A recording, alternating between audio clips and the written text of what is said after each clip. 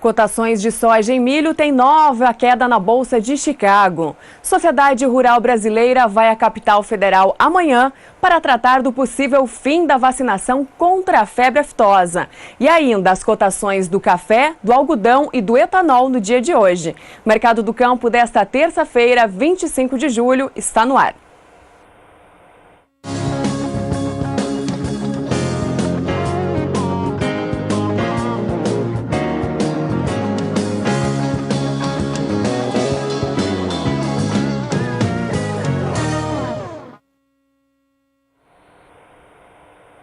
Olá, eu sou Sara Kirchhoff e falo ao vivo dos estúdios da B3 em São Paulo. E o dólar inverteu a situação e passou a buscar uma valorização diante do real.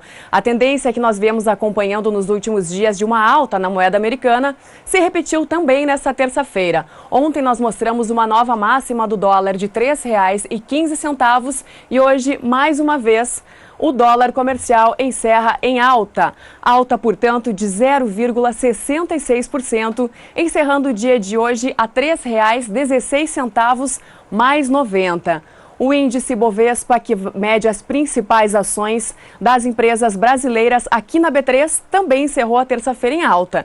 Uma valorização de 0,87%, terminando o dia a 65.667 pontos. Alta, portanto, na moeda americana e também no índice Ibovespa.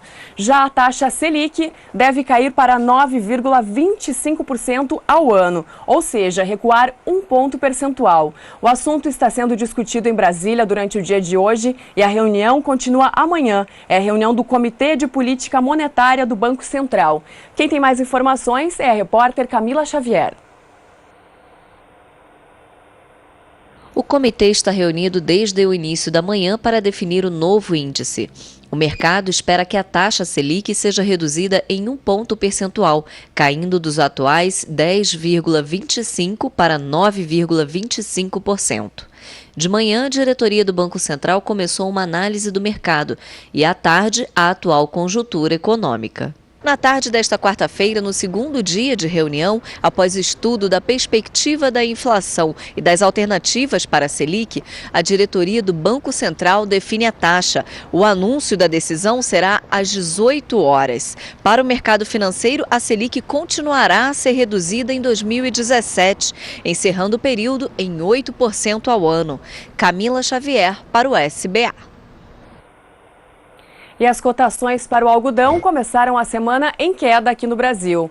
Comparando com o mesmo período do mês passado, a baixa chega a 10%. Até agora, mais de 22% da produção foi colhida. São cerca de 360 mil toneladas, de um total de quase 1,5 milhão de toneladas. O ritmo dos trabalhos, por enquanto, é considerado normal e os estados que estão com os trabalhos mais adiantados são Bahia e Mato Grosso. Essa quantidade colhida até agora, ela não chega a ser suficiente para gerar uma sobreoferta. Vamos ver então como ficaram as cotações do algodão no dia de hoje, de acordo com o levantamento do CPEA. O algodão, então, até o fechamento do fim da tarde de ontem, o de hoje deve sair dentro de algumas horas. No fim da tarde de ontem, então, a R$ 2,45. Esse aqui é o peso, então, por libra-peso do algodão indicador CPEA. Esse valor do algodão que a gente está vendo aqui, ele representa uma desvalorização no mês de 7,64%. No dia de ontem para hoje, a queda é de 1,11% e no mês de 7,64%. Portanto, algodão em baixa aqui no Brasil, de acordo com o indicador CPEA. Já o algodão no mercado futuro, na Bolsa de Nova York, de acordo com os últimos negócios, contratos para o mês de outubro, a 69 centavos de dólar por libra-peso, uma alta de 0,79%. Contratos para dezembro a 68 centavos de dólar por libra-peso e contratos para março do ano que vem a 68 centavos de dólar também, portanto, por libra-peso. Essas foram as cotações do algodão para o dia de hoje. E no Brasil, o setor de tecnologia em nutrição vegetal possui uma das maiores taxas de investimento em pesquisa e inovação. São cerca de 314 milhões de reais, ou seja, 5% desse faturamento retorna em forma de investimento e inovação.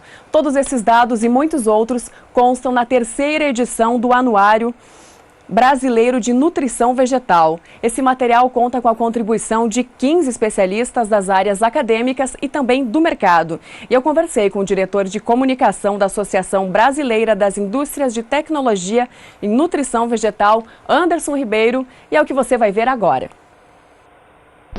Anderson, em primeiro lugar, seja muito bem-vindo aqui ao canal do Boi e eu gostaria que você começasse nos dizendo sobre a associação. Ela existe há 14 anos, mas esses fertilizantes já estão aí no mercado desde a década de 70, mas a gente vem observando realmente um boom nesse mercado há mais ou menos uns 10 anos, né? Então eu gostaria que você fizesse um balanço dessa primeira década. Como é que está o uso desse tipo de fertilizante no campo até agora?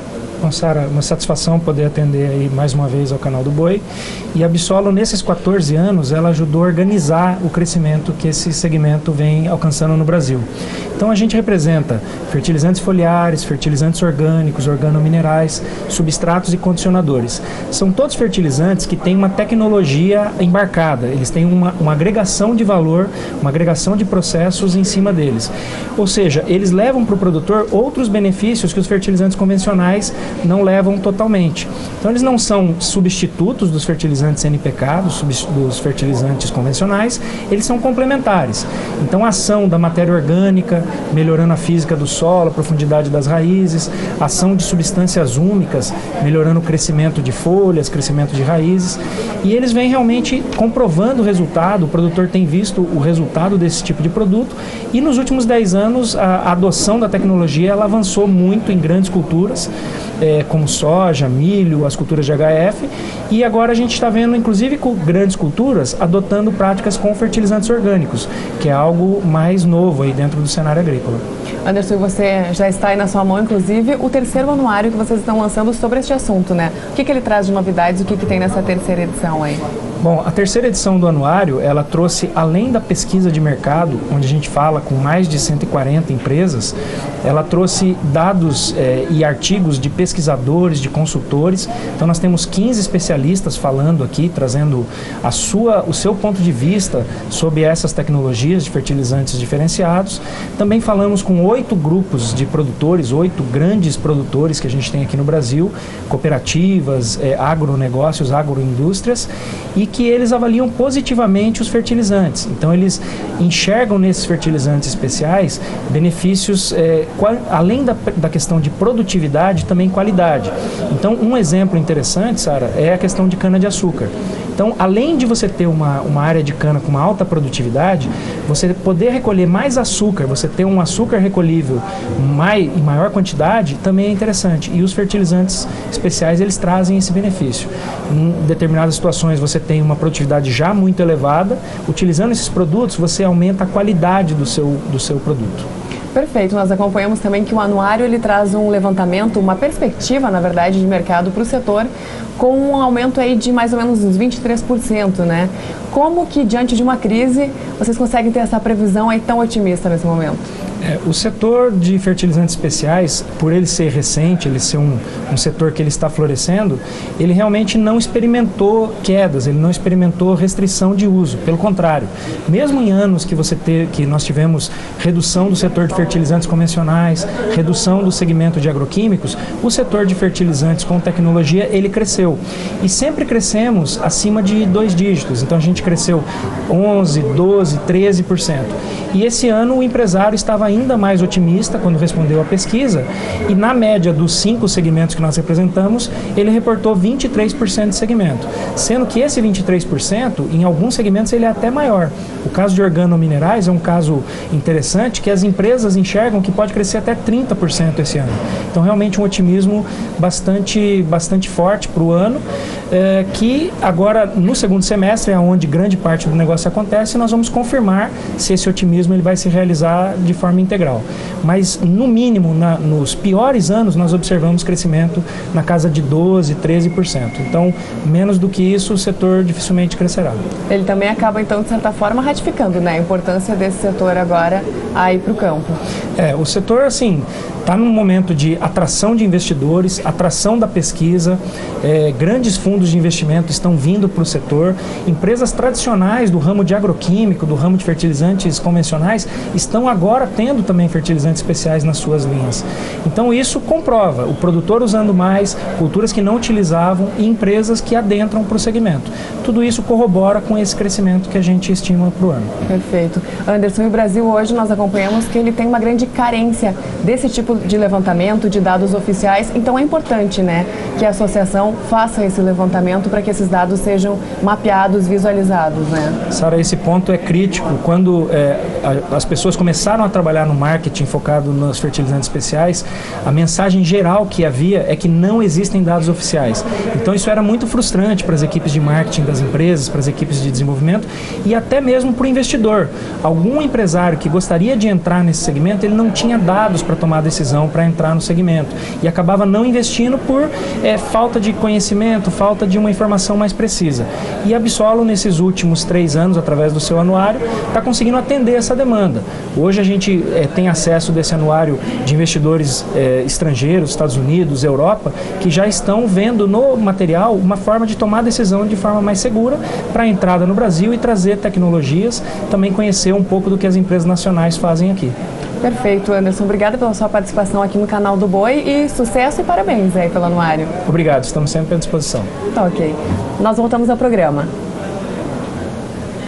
Tá certo, então. É possível obter mais informações sobre esse anuário no site da Absolo. O Mercado do Campo faz um rápido intervalo e daqui a pouquinho a gente volta com informações do mercado do café para esta terça-feira. Não saia daí. O Mercado do Campo está de volta trazendo mais informações para você. E a Nestlé investe 10 milhões de reais no segmento de café em grão torrado para ser moído na hora do preparo. A expectativa da Nestlé Professional é de atender a uma demanda de 400 milhões de xícaras, o que representa 2 milhões de toneladas de café para os próximos 3 anos. O projeto representa uma nova proposta da marca. O novo produto é feito com café 100% arábica, produzido nas regiões montanhosas de Minas Gerais. E o grão vem lá de Minas Gerais, mas o café, esse especial, ele vai ser feito aqui no interior de São Paulo, na cidade de Araras. Ainda não existe uma previsão de quando que esse novo produto vai para as gôndolas do supermercado.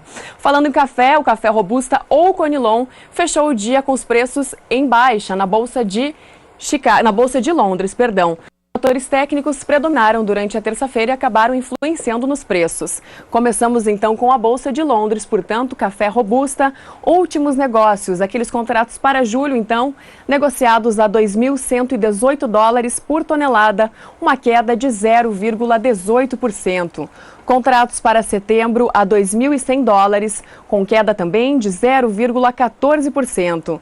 Contratos para novembro negociados a $2.085 por tonelada, variação negativa de 0,09%. E contratos para janeiro do ano que vem a $2.062 por tonelada, queda de 0,04%. Todos os contratos no mercado futuro, então, da Bolsa de Londres operaram em queda durante esta terça-feira. Da Bolsa de Londres, vamos então para a Bolsa de Nova York, mostrar as cotações do café arábica no dia de hoje. Contratos últimos negócios para o mês de setembro a $1,30 por libra-peso, uma variação negativa de quase 1,5%. Contratos para dezembro a $1,34 por libra-peso, queda de 1,43%. Contratos para março negociados a $1,37 por libra-peso, uma queda de 1,36%. E contratos para maio do ano que vem negociados a $1,39 por libra-peso, novamente uma queda, dessa vez de 1,37%. E aqui no Brasil, na B3, o café BMF Bovespa, ajuste atual, contratos para setembro, $154,90 a saca, uma variação negativa de 1,87%. Ajuste atual, contratos para dezembro, $160,50 a saca, queda de 1,59%. O restante dos contratos ainda já estão aqui na tela, a gente não tem os últimos negócios. Seguimos então, contratos para setembro, ajuste atual, $166,95 a saca, queda de 1,53%, e contratos para setembro do ano que vem, $176,70 a saca, mais uma queda, dessa vez de 1,45%. Café, portanto, em queda na Bolsa de Londres, Nova York e também aqui na B3 nesta terça-feira.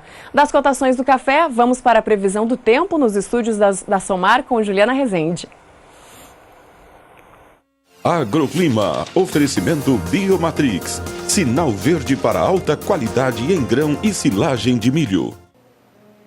Olá, boa tarde a todos. As atividades de colheita das lavouras de café do sul de Minas Gerais seguem avançando. Especialmente na região de Cabo Verde, no sul mineiro, as atividades agora já ultrapassam mais de 75% das áreas semeadas.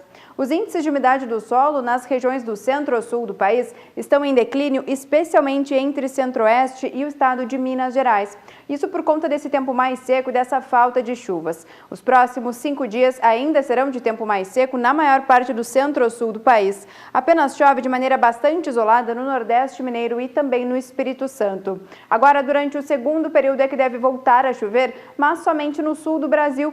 As pancadas devem se concentrar entre o Rio Grande do Sul, Santa Catarina, partes do Paraná e alcançar até o leste do estado de São Paulo. As pancadas ainda seguem de fraca intensidade, os acumulados não devem ultrapassar os 15 milímetros entre o Rio Grande do Sul e Santa Catarina. Agora, entre o Nordeste mineiro e o Espírito Santo ainda segue chovendo de forma bastante isolada.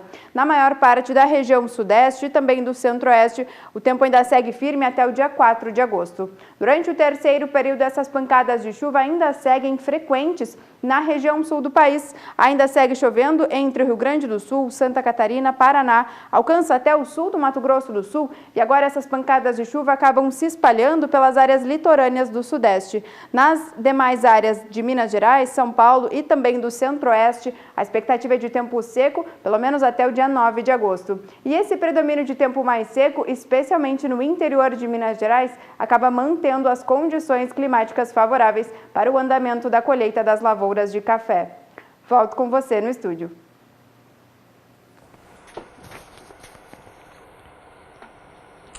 E o preço do etanol segue em destaque aqui no mercado do campo. Isso porque a decisão do governo federal de aumentar a alíquota sobre PIS e COFINS dos combustíveis vem mexendo também com as cotações. As exportações do etanol anidro, aquele misturado à gasolina, dispararam no Centro-Sul, enquanto o setor pede a taxação de etanol importado dos Estados Unidos na tentativa de melhorar a competitividade. Ainda na tarde de hoje, o juiz Renato Borelli, da 20ª Vara Federal de Brasília, pediu a suspensão imediata do decreto publicado na semana passada, elevando a alíquota então do PIS e COFINS sobre o preço dos combustíveis.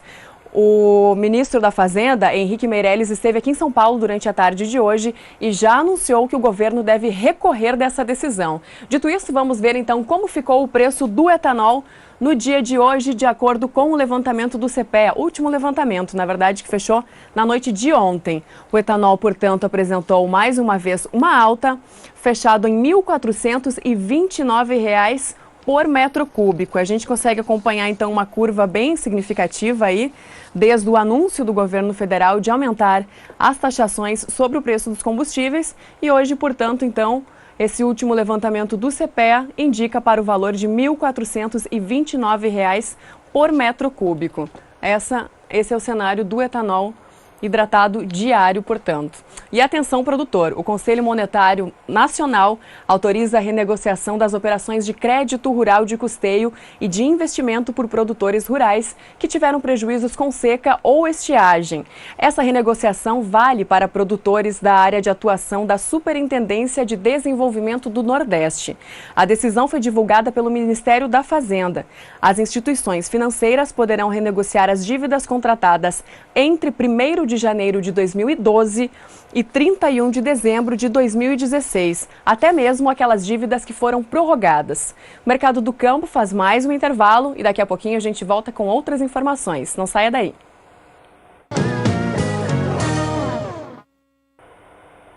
O Mercado do Campo está de volta e Mato Grosso do Sul poderá estocar milho em armazéns da Conab.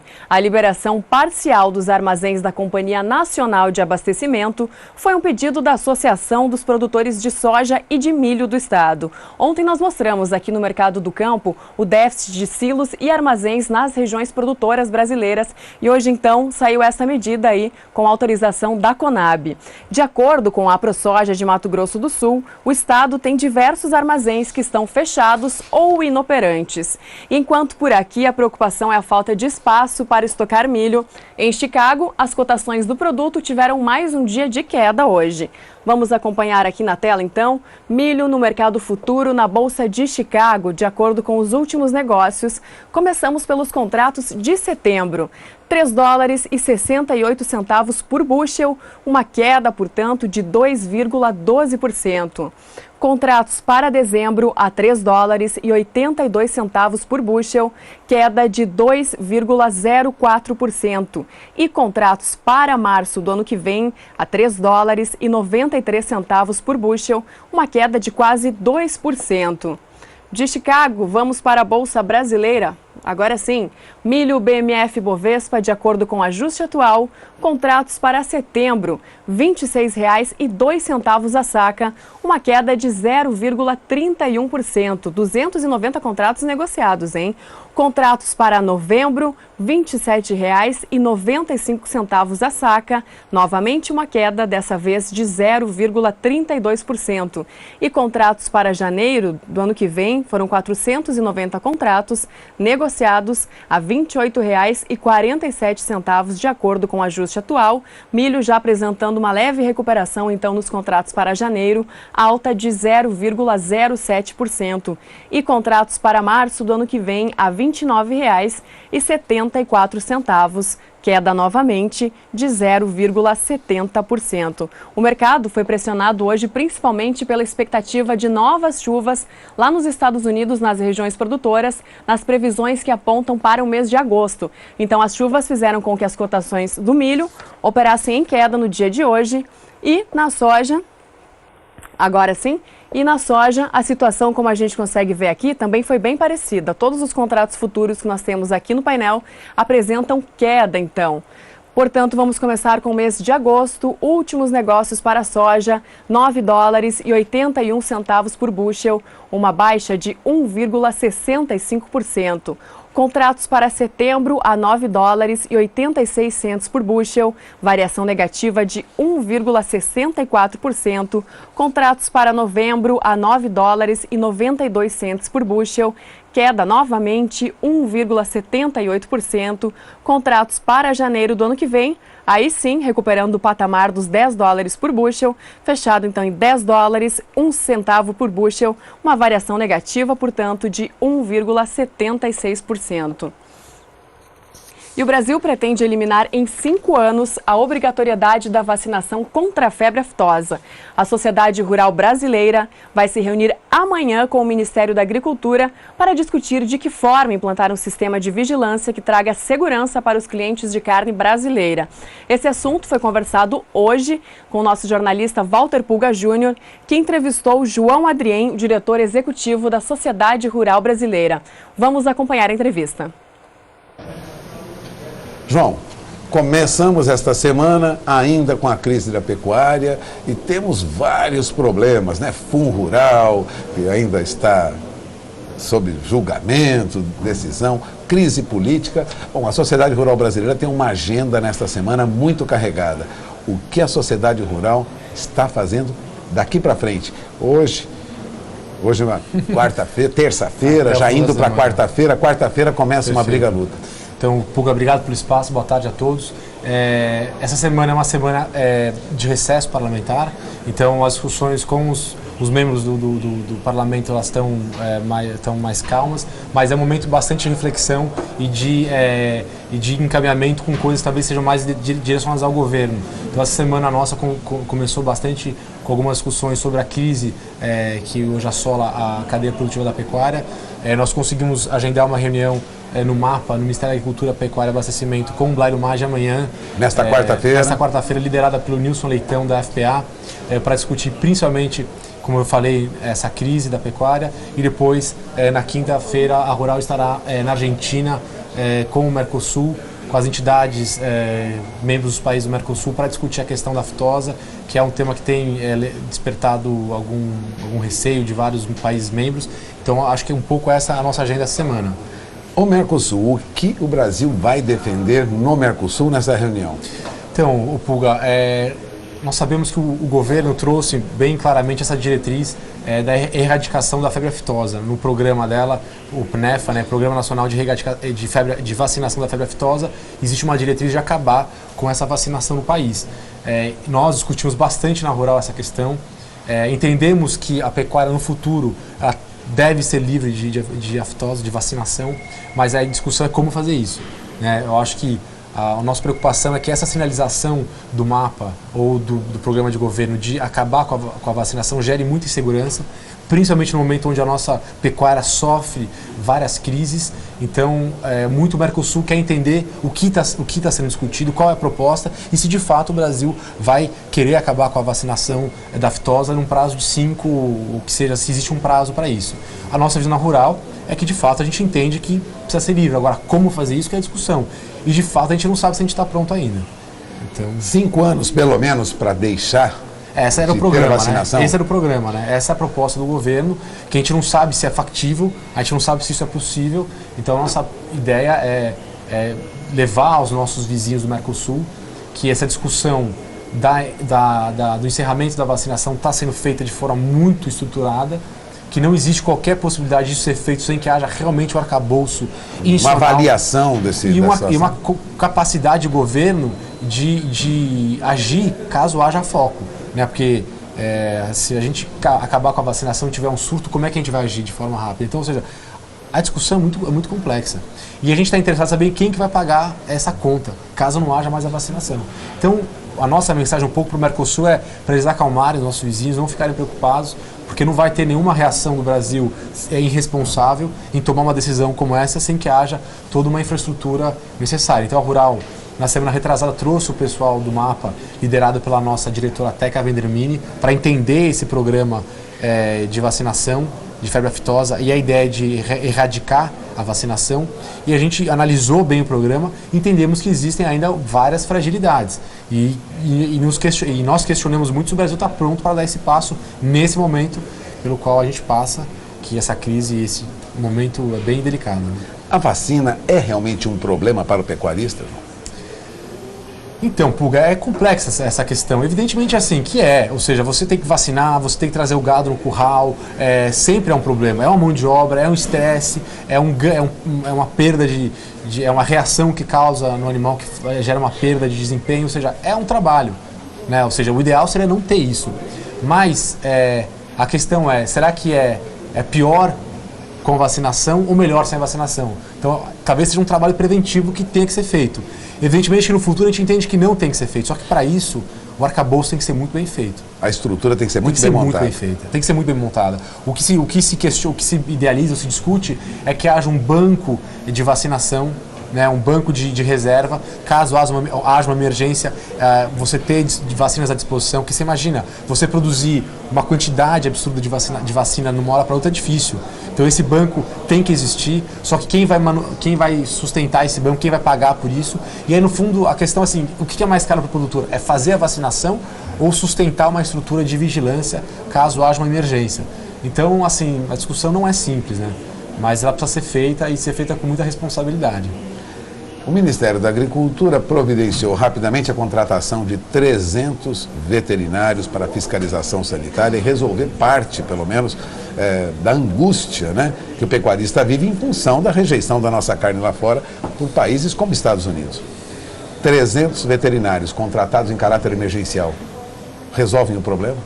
Então, Pulga, esse é um dos temas que nós vamos discutir amanhã lá no Mapa. A Rural fez um posicionamento bastante claro na semana passada, sugerindo algumas ações para reestruturar essa vigilância sanitária. A nossa visão é que todo o arcabouço de vigilância sanitária ele é arcaico. Ou seja, existe uma série de intermediários e de exigências burocráticas que tornam ineficientes a nossa fiscalização e geram um custo altíssimo para o governo com pouco resultado. Então, assim, contratar veterinários com uma questão talvez de imagem ou por um caráter emergencial, tudo bem, mas não resolve. O problema não é aumentar a carga de funcionários, o problema é você criar uma estrutura mais dinâmica. Ou seja, não é o governo que tem que ser responsável pela qualidade da carne, é a própria indústria. O governo tem que avaliar se aquela indústria faz isso de acordo com o que é regulamentado ou não. O problema é que o governo se coloca numa função que ele tem que avaliar todos os processos para ver se aquela carne no final é de qualidade ou não. Isso não precisa. A indústria tem essa responsabilidade. Então, o que a gente propõe, o que a gente sugere, é que o Ministério tenha a capacidade de avaliar essa produção ou seja, quando esse produto já estiver pronto, e avaliar se tem alguma irregularidade. Agora, não tem essa carência de fiscalizar os processos, ter um fiscal lá na porta. Tudo bem que o fiscal é uma demanda do mercado europeu, mas isso não precisa ser uma regra eterna, né? Então, ou seja, como é que a gente consegue pensar uma forma mais eficiente de fiscalização? Dessa forma, o custo é altíssimo e o resultado é super precário. Outra coisa que nós sugerimos é que se crie uma corregedoria para avaliar qualquer relação promíscua, né, entre o setor privado e público com esses fiscais. Como ocorre em alguns setores da justiça, ou da polícia, da segurança pública. Tem que ter uma corregedoria para ver. Ou seja, tem muito fiscal e tem pouca avaliação e fiscalização. Um fiscal dos fiscais. Exatamente, um fiscal dos fiscais. Então são essas questões, Pulga. O que a gente percebe é que o nosso instrumento, o nosso arcabouço de fiscalização sanitária, ele é atrasado. Então a Rural tem discutido como é que a gente consegue renovar esse arcabouço de fiscalização, reduzindo os custos para o setor público e trazendo mais eficiência e principalmente que o Estado não tenha mais essa postura de que todo o processo tem que ser fiscalizado. Tem que ser fiscalizado a posição final e a empresa se responsabiliza de seguir a regra ou não. E responde juridicamente. E responde se houver irregularidade, se tiver denúncia e tudo. Então é muito mais o Estado deixar que as empresas caminhem com as regras claras e poder fiscalizar se existir alguma irregularidade e não estar presente em todo o processo, né? O que é muito caro. O que é muito caro e ineficiente. Então, acho que essa é uma boa discussão. Então, eu acho que, só para resumir um pouco a nossa reunião de amanhã, essa pauta da vacinação, da questão sanitária, desse arcabouço sanitário, uma discussão dessa questão de como é que essa empresa, o JBS, a gente pode realmente reduzir o impacto gerado por toda essa concentração de mercado que foi feita pela JBS com o dinheiro público. Então, como é que o BNDES pode agir, como é que a CVM, que teve um parecer semana passada, consegue também interferir para que, de fato,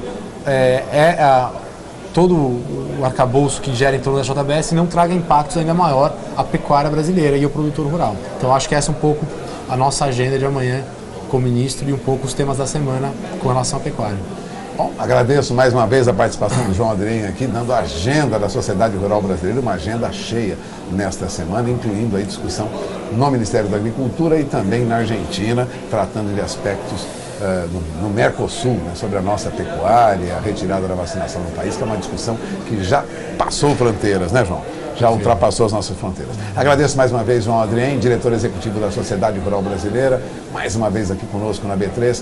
Encerramos a entrevista, voltamos ao programa. Boa tarde. Reunião importante em Brasília amanhã, hein? O Mercado do Campo mais uma vez chama a Juliana Rezende, que tem as informações do tempo para todo o Brasil.